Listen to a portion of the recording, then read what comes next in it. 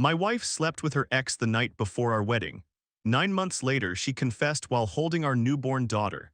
Now I'm questioning everything, including if the baby is mine. Sarah and I are both 26. We went to Lincoln High together, though we weren't in the same social circles. I'd catch glimpses of her at pep rallies or see her across the room at house parties. There was always something magnetic about her, the way she'd throw her head back when she laughed or how her eyes would light up when she talked about something she loved. I'd fantasize about approaching her, striking up a conversation that would somehow be both witty and profound, but I never found the courage.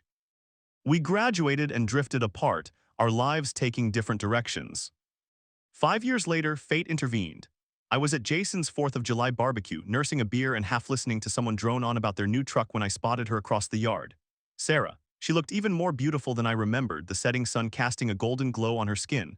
My heart hammered against my ribs as I made my way over to her. The conversation flowed easier than I expected, and before I knew it, I was asking her out for drinks the following weekend. Our first date was at this dive bar downtown, the Rusty Nail. We talked for hours, the kind of deep, meandering conversation where you lose track of time.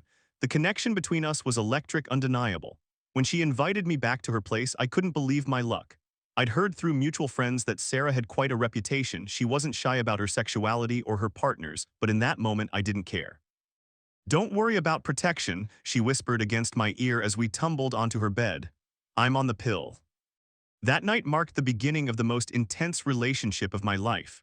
For almost a year, Sarah was my entire world. Her past relationships faded into irrelevance as I fell deeper and deeper in love. Every morning I woke up next to her felt like winning the lottery all over again. About 6 months in, we had one of those late-night conversations where the darkness makes it easier to confess things. She opened up about her past relationships, the one-night stands, the experimental phase in college, the string of boyfriends who never quite measured up. I told her about my 5 previous girlfriends. The disparity was obvious. My relationship history could fit on a post-it note while hers would fill pages. But it didn't matter to me then. I was drunk on love and convinced that what we had was different, special. "You're the one," she'd whisper to me as we lay tangled in each other's arms. "I've never felt this way about anyone before." I believed her. How could I not? The way she looked at me made me feel 10 feet tall. I proposed 8 months after our first date, and she said yes immediately, tears streaming down her face. The wedding planning was a whirlwind. We were both so eager to start our lives together that we set the date just 3 months out. The week before our wedding was chaos. Last-minute vendor confirmations, family flying in from across the country, my best man having a crisis about his toast. The night before the wedding, Sarah told me she was going to have a quiet dinner with her college roommate Madison as a final single-girl night. I kissed her goodbye, focused on finalizing seating arrangements with my mom. Our wedding day was perfect, blue skies, not too hot, everything running smoothly. Sarah was radiant walking down the aisle, and the look in her eyes when she said "I do" convinced me I was the luckiest man alive. Our honeymoon in Cancun was like something out of a movie, sun-soaked days and passionate nights. We returned home and settled into married life, both of us certain we'd made the right choice. 9 months after our wedding, our daughter Emma was born, a perfect 7-pound bundle with Sarah's nose and what looked like my chin. The birth was difficult, and Sarah was emotional afterward, which the doctors said was normal. What wasn't normal was what happened 3 days later as I sat beside her hospital bed, Emma sleeping peacefully in the bassinet next to us. "There's something I need to tell you," Sarah said, her voice barely above a whisper. The room seemed to shrink as she spoke. That night before our wedding, the dinner with Madison, it never happened. Instead, she'd met up with Ryan, an ex-boyfriend she'd dated briefly in college.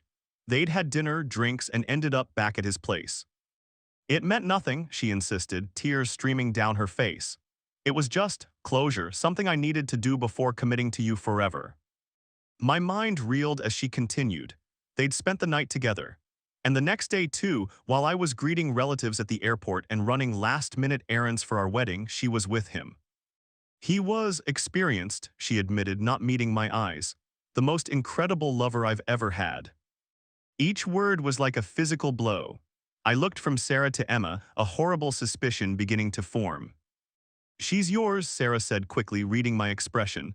"I promise you, Ryan and I were always careful. Emma is your daughter."